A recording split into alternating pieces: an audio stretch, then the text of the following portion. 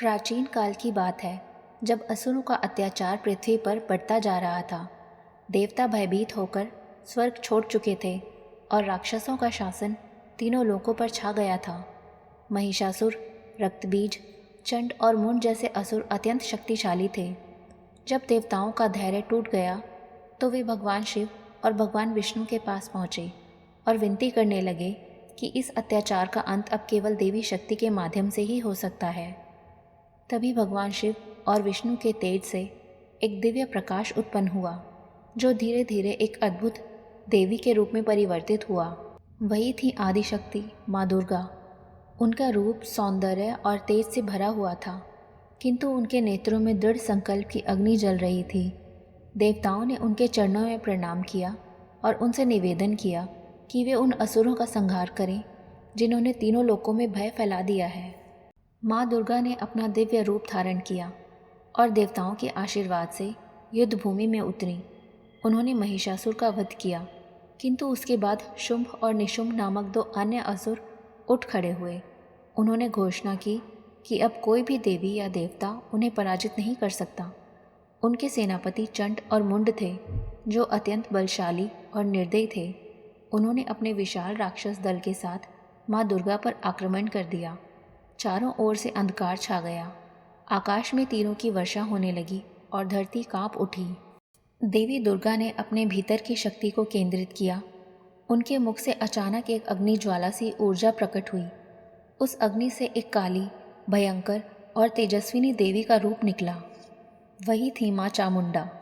उनका रूप इतना प्रचंड था कि राक्षस भय से कांप उठे।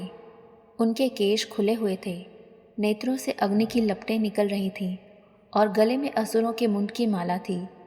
उनके हाथों में त्रिशूल और खड्ग चमक रहे थे और उनका वाहन था सिंह। माँ दुर्गा ने कहा, हे चामुंडे, इन दुष्ट चंड और मुंड का अंत तुम्हारे हाथों लिखा है। माँ चामुंडा सिंह पर सवार होकर गर्जना करती हुई रणभूमि में उतरी। उनकी हंसी से आकाश गूंज उठा। उन्होंने एक ही प्रहार में राक्षसों की सेना को धूल में मिला दिया। चंड ने अपनी गदा से वार किया, पर माँ ने अपने त्रिशूल से उसे रोक लिया।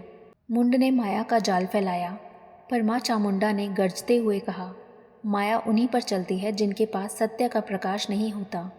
और देखते ही देखते उन्होंने अपने खड्ग से पहले चंड का सिर काटा, फिर मुंड का। रक्त की धाराएं धरती पर बहने लगीं और पूरा ब्रह्मांड माँ की शक्ति से कांप उठा। फिर माँ चामुंडा ने चंड और मुंड के सिर देवी दुर्गा के चरणों में रख दिए और कहा, माता, इन दुष्टों का अंत हो चुका है। माँ दुर्गा प्रसन्न होकर बोली, हे मेरी उग्रतम शक्ति, आज से तुम चामुंडा देवी के नाम से पूजी जाओगी। जो भी तुम्हारी भक्ति करेगा वह भय, रोग और मृत्यु से मुक्त होगा। उस क्षण आकाश में दिव्य प्रकाश फैल गया। देवताओं ने पुष्प वर्षा की और सबने एक स्वर में कहा, जय चामुंडे माते, संसार की रक्षक, दुष्टों की संहारिणी, भक्तों की पालनहार। माँ चामुंडा का यह रहस्य यही है कि वे केवल विनाश की देवी नहीं, बल्कि भीतर के अंधकार, अहंकार और क्रोध का नाश करने वाली शक्ति हैं। उनका भयानक रूप वास्तव में ज्ञान का रूप है। वे हमें यह सिखाती हैं कि जब भीतर का भय समाप्त होता है, तभी सच्चा बल प्रकट होता है। माँ चामुंडा की उपासना हमें आत्मविश्वास, साहस और निर्भयता प्रदान करती है।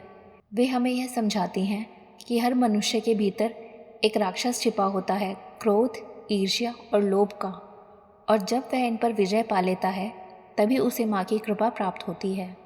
धन्यवाद। ऐसी ही और कथाएं जानने के लिए हमारे चैनल को लाइक, शेयर एंड सब्सक्राइब करें।